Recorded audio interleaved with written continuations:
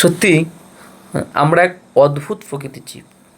যদি বলো কেন, না আমরা যে থালায় খাই আবার সে থালাতেই লাথি মারি।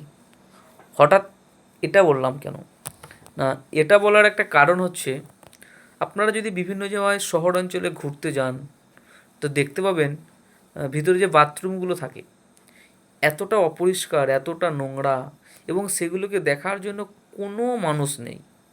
আমি মানুষের কথা ছেড়ে দিলাম বা দায়িত্বে থাকা ব্যক্তিদের কথা ছেড়ে দিলাম, আমরা যারা ব্যবহার করি, আমরা ওই ব্যবহারের জিনিসটাকে যদি নিজেরা খুব সুন্দরভাবে রাখতে পারি, সেখানে যে নিয়ম নির্দেশিকাগুলো লেখা আছে, পানের পিচ না ফেলা, নোংরা বর্জ্য পদার্থ না ফেলা, শৌচকর্ম করার পর বা সেখানে বাথরুম হয়ে যাওয়ার পরে সেখানে জল, যে বিষয়গুলো আছে, এই সমস্ত বিষয়গুলোকে নিয়ে যদি আমরা সজাগ থাকি বা এগুলো সত্যি পালন করি, তাহলে ওই বাথরুমটা তো আমি ব্যবহার করছি, অন্য কেউ তো করছে না। তাহলে আমি যখন ওই বাথরুমটা করছি, আমার পাশাপাশি আরও ব্যক্তি যাদের প্রয়োজনীয় তারা ব্যবহার করছে, তারা যদি ওই জায়গাটাকে পরিষ্কার রাখতে পারে, সুন্দর রাখতে পারে, ভালো তো আমারই থাকবে। কিন্তু আপনারা বিভিন্ন শহর এলাকায় দেখবেন যত নোংরা, মাকড়সার জাল, পানের পিচ, হ্যাঁ, বিড়ি সিগারেটের পিছনের অংশ আমরা কী করি, ওখানেই ফেলি, অন্য কোথাও ফেলি না, ওখানেই ফেলবো, আমাদের অভ্যাস। তো সকলকে এটা নিয়ে সজাগ হতে হবে। হঠাৎ করে কেন বললাম, কারণ আজই এরকম একটা অভিজ্ঞতার শিকার হলাম। তো একটা বাথরুমে একটা জায়গায় গিয়েছিলাম হঠাৎ করে দুপুরের দিকে। তো সেখানে গিয়ে আমি দেখলাম এরকম এতটা চরম অব্যবস্থা, সেখানে প্রচুর লোক, সারাদিনে হয়তো 200 400 500 লোক সেখানে বাথরুমে যায়, কিন্তু সকলেই ওই একই সিচুয়েশন। কেউ পানের পিচকা ফেলে দিচ্ছে, কেউ গুড়গার পাতাটা ওখানে ছিল ওখানেই ফেলছে, অনেকে তো আছে ওখানে শৌচকর্ম পর্যন্ত করে ফেলে। তাহলে বন্ধুরা, আমরা তো মানুষ, মানব জাতির তো আমরা তো সর্বশ্রেষ্ঠ জীব। আমাদের জন্য সরকার প্রশাসন কত কিছু সুন্দর সুবিধা দিচ্ছে, আমাদের অসুবিধে যাতে না হয় সে জায়গার জন্য তারা সুন্দর একটা জায়গা, তো নির্দিষ্ট জায়গা করে দিয়েছে, জলের ব্যবস্থা করে সমস্ত কিছু করে দিয়েছে। তবু কেন আমরা এগুলো করছি? অতএব আমাদেরকে সচেতন হতে হবে। আজকে কথাটা বলার কারণ এটা, খুবই খারাপ লাগলো। এতটা নোংরা, এতটা আবর্জনাযুক্ত বাথরুম, যেগুলোকে বলে কল্পনা করা যাবে না। মশা তো আছে, ওটা বাদ দিন, কিন্তু এগুলো তো আমরাই নোংরা করেছি না, অন্য কেউ তো এনে ওখানে ফেলেনি। তাই আমরা সকলে যদি ওই জায়গাগুলোকে পরিষ্কার রাখি, যেটা নিয়ম আছে সত্যি যদি রাখি, খুব সুন্দর হয়।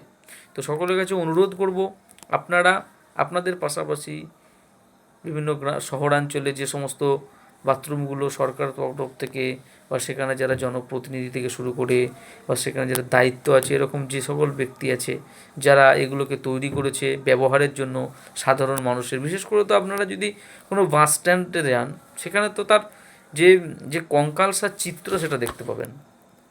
সেগুলো দেখার তো কেউ নাই, কারণ যে তৈরি করে সে আর কোনোদিনও আসে না, সে জানেও না কটা বাথরুম তৈরি হয়েছে, সে তো দেখার কেউ নাই। কিন্তু সেগুলো যদি আমরা একটু পরিষ্কার করে রাখতে পারি, বা যারা দায়িত্ব আছেন তারা যদি সপ্তাহে একটা দিনও সেই বাথরুমগুলোকে এসে পরিষ্কার করে, তাহলে আমাদের সরকারের সম্পত্তিটাও নষ্ট হয় না, আমাদেরও পরিষ্কার পরিচ্ছন্নতাকে ভালো হয়, সুন্দর জায়গায় হয়, তাই না?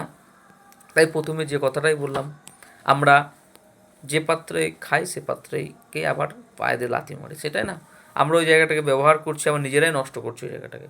তাই সকলে এই বিষয়ে সজাগ হন, সচেতন হন, এবং পাশাপাশি আপনারা যদি কখনও কোথাও দেখতে পান বা কখনও যান, সেই জায়গাগুলো নির্দিষ্ট যে নিয়ম আছে সেইভাবেই মেনে চলুন। কারণ আমাদের একটা শহর, একটা গ্রাম, একটা পাড়া, একটা মহল্লা কিন্তু পরিষ্কার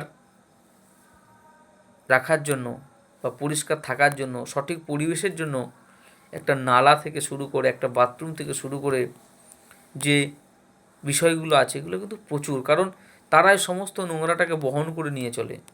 আজকে যদি একটা নালা না থাকতো, আজকে যদি আমাদের প্রত্যেকটা বাড়িতে যে বাথরুম সেগুলো না থাকতো, আপনারা ভাবেন তো কী সিচুয়েশান হতো, কী পরিস্থিতি হতো, তাই না? সেক্ষেত্রে আমরা তো নিশ্চয়ই আমাদের বাড়িগুলোকেও যেরকম করে পরিষ্কার পরিচ্ছন্ন রাখি, সেরকমভাবে আমাদের বাইরে ব্যবহৃত যে সমস্ত কিছু আছে, বা আমরা বিভিন্ন জায়গায় যখন যাই সেখানে আমরা সেরকমভাবে নোংরা না করে নিজেদের মতন করে যদি ব্যবহার করি, সেক্ষেত্রে সেগুলো খুব সুন্দর হয়, তাই না? তো এটুকুই আজকের ভিডিওর বিষয়, বা এটুকুই বলার জন্য আমি এসেছিলাম। আশা করি যে বিষয়টা আপনাদের সামনে বললাম বা যেটা উপস্থাপন করলাম নিশ্চয়ই ভালো লাগবে। আপনারা সকলেই হঠাৎ করে ভিডিওটা করার কারণ, আজ দুপুরে একটা জায়গায় গিয়েছিলাম, ঠিক কতুলপুরে নয়, কতুলপুর থেকে একটু অন্যদিকে একটু গিয়েছিলাম। তো সেখানে যে আমি এটা দেখে খুবই খারাপ লাগলো, যার জন্য আজকের ভিডিওটা করা, অন্য কিছু নয়। ওকে, ঠিক আছে, নমস্কার, ধন্যবাদ।